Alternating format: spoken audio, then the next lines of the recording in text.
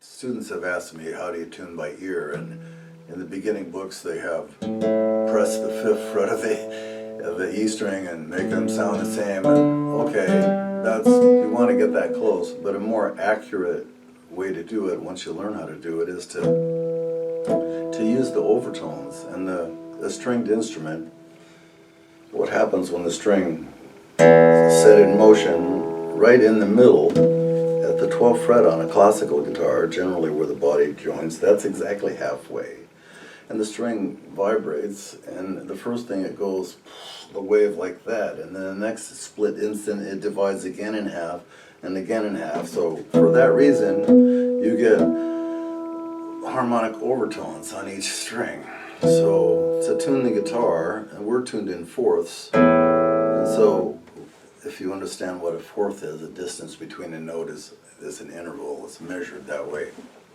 But I'm trying to make it so someone who doesn't know a whole lot about it and doesn't have a tuner, you have a strobe fork, or a tuner as I was explaining, where you get your fundamental pitch. And then the first overtone at the 12th fret is your A, and the next one is E, and so what I can measure, this is the note E, because at the 12th fret it's A, at the 7th fret it's E, a fifth above, then another octave above, so that's A, E, A. So I have an E here at the 12th fret, well I have E here at the 7th fret, so you want to get those to where there are no beats, what they call beats in piano tuning, when a string vibrates beating against each other, when they're totally at the same beating per second, then there's no waver. So I was trying to demonstrate that. I'll tune it out a little bit. So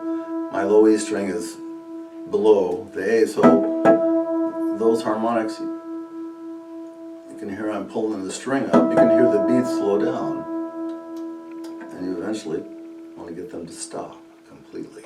So, and then because we're a stringed instrument, I've heard it referred to as tempering the string against the next string. So to be really in tune, I mean, you can tune up with a strobe tuner and have it pretty good and still have a vibration here that's not, anyway, I can feel it and I don't like it. And years ago, an older gentleman taught me how to tune my guitar to a tuning fork. And this is what he did. He said, you get your A here, get as close as you can, and I'm good, and then the other A is here, and measure that one. And here it's a tighter increment of measurement, and it has gone down a little bit, so I'll pull it up. So I'm pretty close to A, okay? So once again, the process,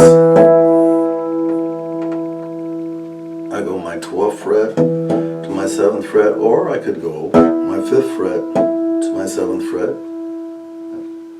And once again, that's a tighter increment of measurement. And I repeat the process. And so, because the tension on the first string changes, you have to go around several times. And once you do, you get the guitar tempered to itself.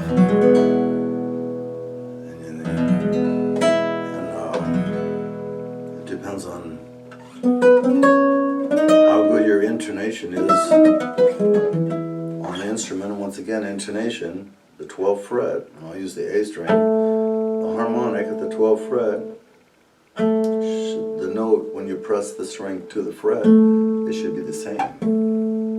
And this guitar, it's a very special guitar. I had it intonated. My good friend Mike Lull, who's gone on, but he did work on this guitar. And once you get it in tune, it's just a gut string guitar.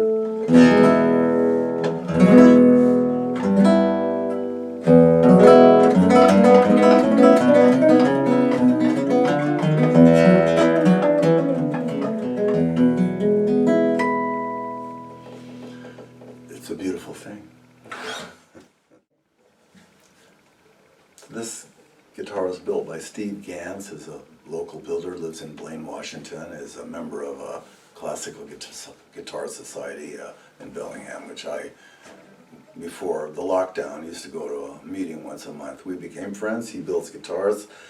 I've owned several high-end guitars. This guitar is a little smaller, 640 scale, not the normal 650, and some are bigger. Anyway, spruce top. And it was in really beautiful condition when I bought it because it was new. but I played it quite a bit. And it brought me lots of luck.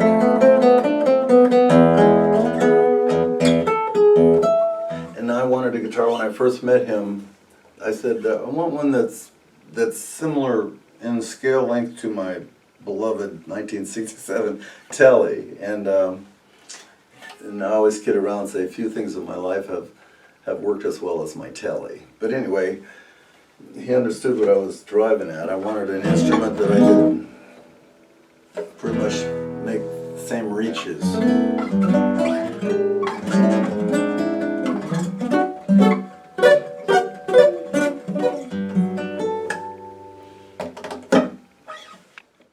I'm going to repeat the process of tuning to an A440 pitch fork, and this guitar was tuned to 432, which is a whole nother story in itself.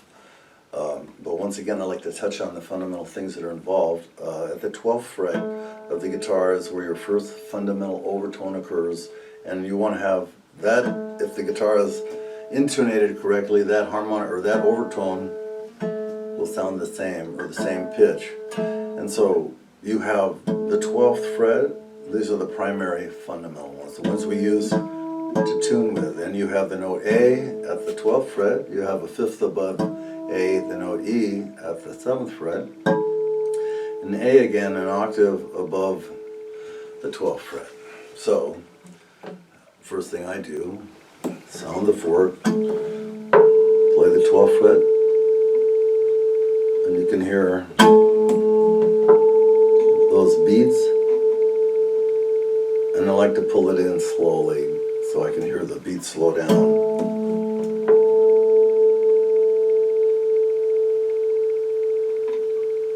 I'm going to call that good.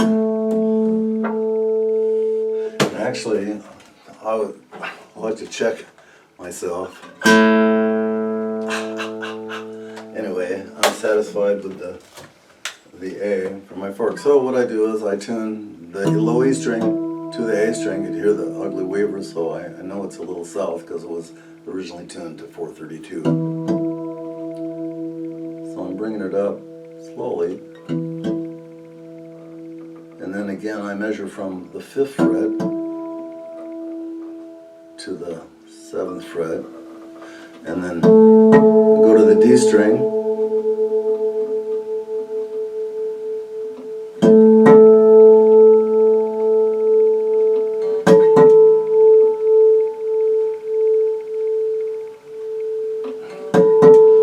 Sometimes each guitar has a different tendency. Sometimes the string will get stuck at the nut a little bit, but anyway, this is the first time around.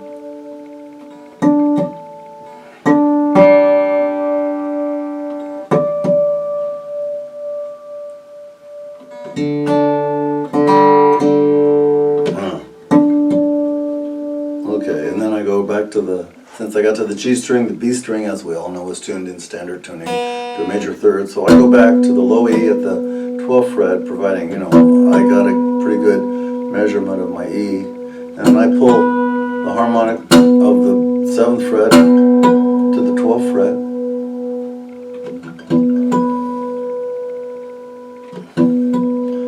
And then I do the same thing from the 7th fret of the A, which is the note E, to the high E string of the 12th fret.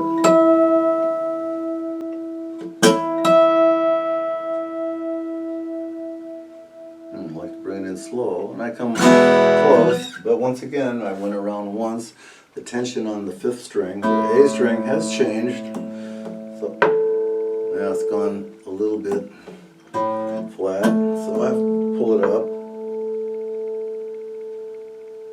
Not much, just enough. So there I am, and I repeat the process, the 12th fret to the 7th fret, then the 5th fret to the 7th fret, and then 12th fret, 7th fret. That hasn't moved much. Then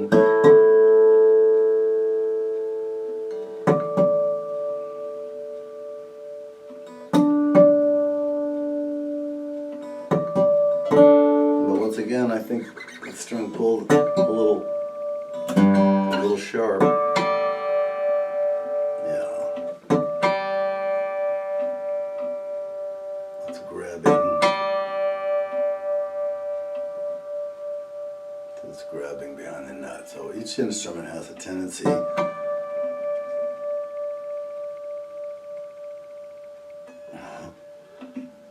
Anyway, that's reality.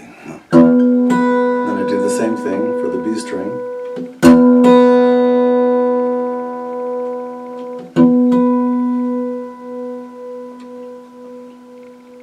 Well, it went too far. But the string is grabbing.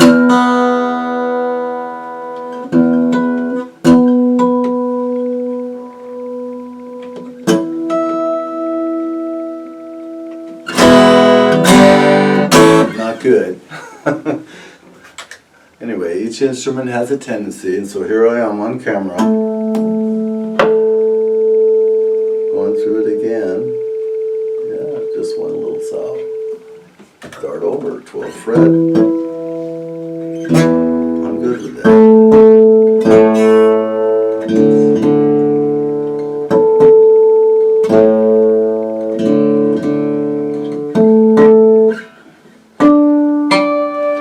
G string is always, generally, most often, never supposed to use the word always, it's most often the troublemaker. And it is. And it's got a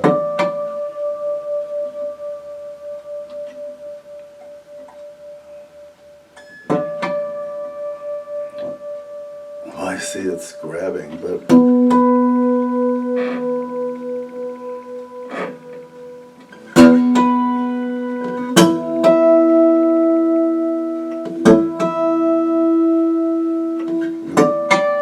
G string will still be in.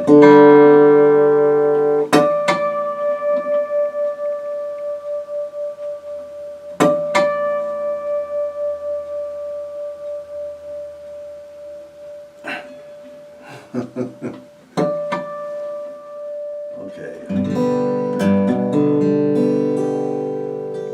I had some difficulty getting the G string in. I think I'm finally there. And once again, the temperature, high quality instrument. It takes a couple times going around. And then the string stretch, those all those factors, and I like to sum up what I like about a guitar is playability, tunability, stability. Those are the three things. And once you get this guy in tune, like my telly, once you get it tempered and in tune, it stays there really nicely. Well, this guitar is Breedlove. It's the bottom of their line of the instruments made in Bend, Oregon. However, it's a very high quality instrument, and the intonation is really good.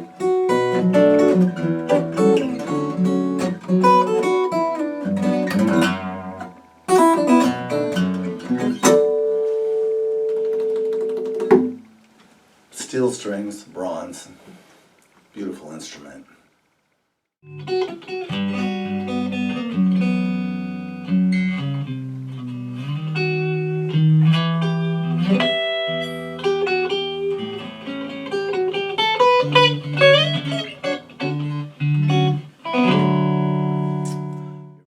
Well, my telecaster. This is obviously everybody knows what a telecaster is. I bought this when I was 17 years old. That was a while back. But anyway, it's been sitting here for a day or two, and I haven't played it, but I have played it a lot. And so what happens, it's crept sharp a little bit.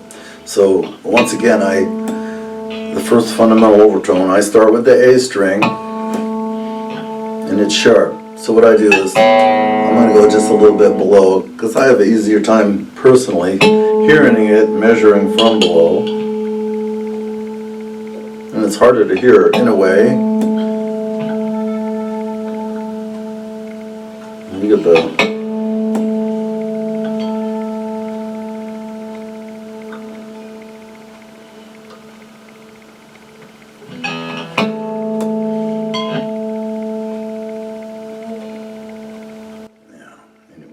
bring it back to what I think is there. And then I always like to take the robot, which we didn't have when I was in school. Anyway, I get what I think is real close. And then I go to the 12th fret of the E string, and it's been sharp. So I just drop it a little bit and come back to it. And once again, steel string.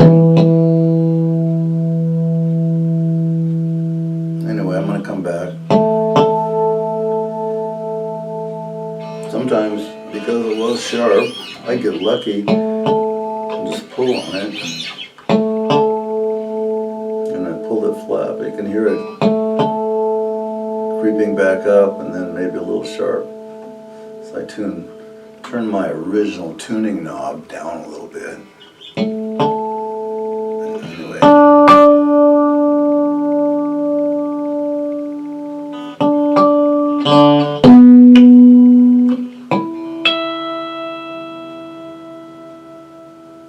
No, I knew I was going to go around a second time anyway, so I once again get my,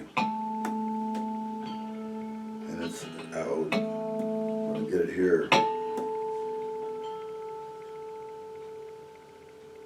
just a little bit, so I'm going to,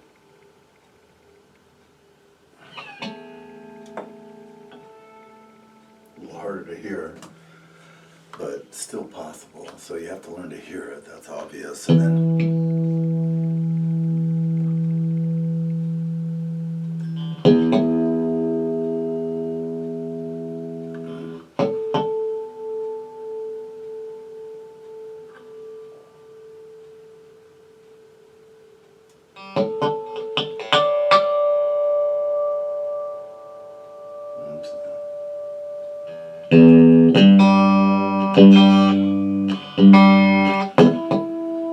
sometimes it's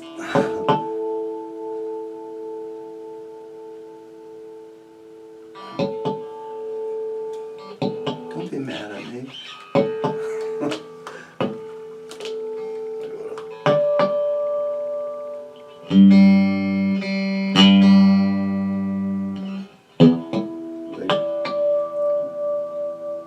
Once again, the G string is most often.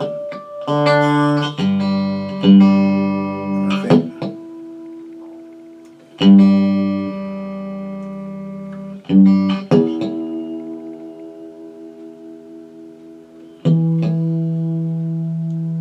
I think it's a good thing that things are going like this. Is, once again, this is reality.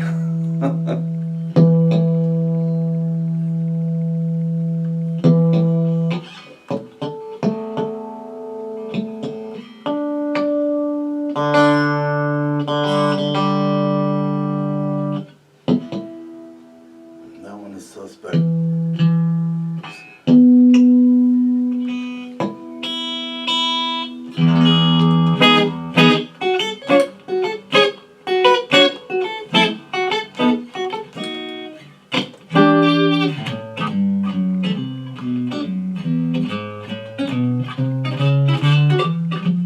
Anyway,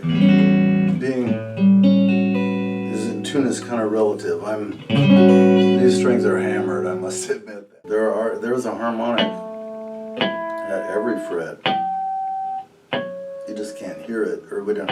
And sometimes when you learn your harmonics, sometimes the G string being the treble string, I tune G sharp at the 4th fret harmonic to the note G sharp, and you're never in my life have I gotten it perfect, but you come down in equal temperament tuning, piano tuner terminology, where you temper.